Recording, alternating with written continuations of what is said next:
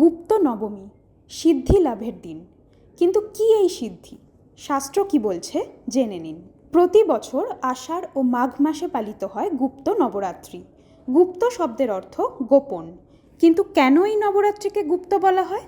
কারণ এই নবরাত্রি মূলত অন্তর্মুখী সাধনা, তপস্যা এবং দশ মহাবিদ্যার উপাসনার জন্য নির্ধারিত। এখানে বাহ্যিক উৎসব বা জাঁকজমকের চেয়ে অনেক বেশি গুরুত্ব দেওয়া হয় আত্মসাধনা, মন্ত্র জপ এবং গুরুমুখী তান্ত্রিক সাধনাকে। নবরাত্রির 9টি দিনে আদ্যাশক্তির বিভিন্ন রূপের আরাধনা করা হলেও নবমী তিথিকে ধরা হয় সাধনার পরিপূর্ণতার দিন হিসাবে। এই দিনেই সাধক তার 9 দিনের জপ, তপস্যা এবং উপাসনা দেবীর চরণে সমর্পণ করেন এবং পূর্ণাহুতি প্রদান করেন। শাক্ত পরম্পরা অনুযায়ী গুপ্ত নবরাত্রির শেষ দিনে পূজিত হন মা সিদ্ধিদাত্রী, নবদুর্গার নবম রূপ। দেবী ভাগবত পুরাণের শাক্ত পরম্পরায় বলা হয়েছে, দেবী সিদ্ধিদাত্রী দেবতাদের অষ্টসিদ্ধি এবং নানা ঐশ্বরিক শক্তি প্রদান করেছিলেন, তাই তাঁর নাম সিদ্ধিদাত্রী, অর্থাৎ যিনি সিদ্ধি দান করেন। কিন্তু প্রশ্ন হলো, সিদ্ধি আসলে কি?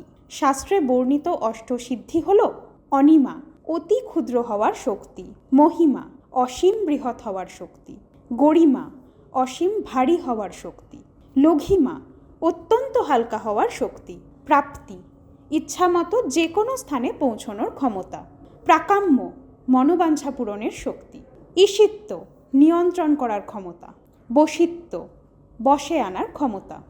তবে বিশেষজ্ঞরা এই সিদ্ধিগুলিকে শুধু অলৌকিক শক্তি হিসাবে ব্যাখ্যা করেননি। আধ্যাত্মিক অর্থে এগুলি আত্মসংযম, আত্মজ্ঞান এবং নিজের ইন্দ্রিয় ও মনকে নিয়ন্ত্রণ করার প্রতীক হিসাবেও বিবেচিত হয়। পুরাণে বলা হয়েছে, সৃষ্টির আদিকালে দেবতা, ঋষি এবং মানবজাতির কাছে প্রয়োজনীয় ঐশ্বরিক শক্তির অভাব দেখা দেয়। তখন দেবতারা আদ্যাশক্তির আরাধনা করেন। তাঁদের তপস্যায় সন্তুষ্ট হয়ে দেবী সিদ্ধিদাত্রী রূপে আবির্ভূত হন। দেবতারা তাঁর কাছে প্রার্থনা করেন যাতে তারা ধর্মরক্ষা এবং সৃষ্টি পরিচালনার জন্য প্রয়োজনীয় শক্তি লাভ করতে পারেন। দেবী তখন তাঁদের অষ্টসিদ্ধি প্রদান করেন। সেই থেকেই তিনি সিদ্ধিদাত্রী নামে পরিচিত হন।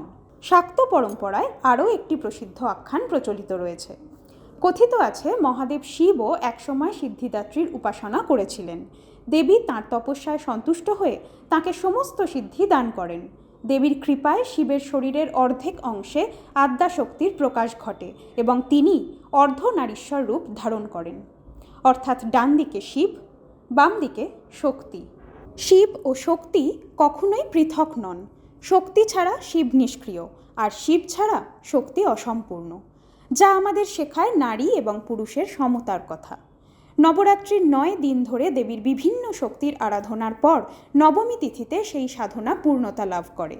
তাই এই দিনে পূজিত হন এমন এক দেবী যিনি দেবতাদের সিদ্ধি দান করেন, যিনি স্বয়ং শিবকে সম্পূর্ণ করেন এবং যিনি সাধককে আত্মজ্ঞান এবং আত্মনিয়ন্ত্রণের পথে পরিচালিত করেন।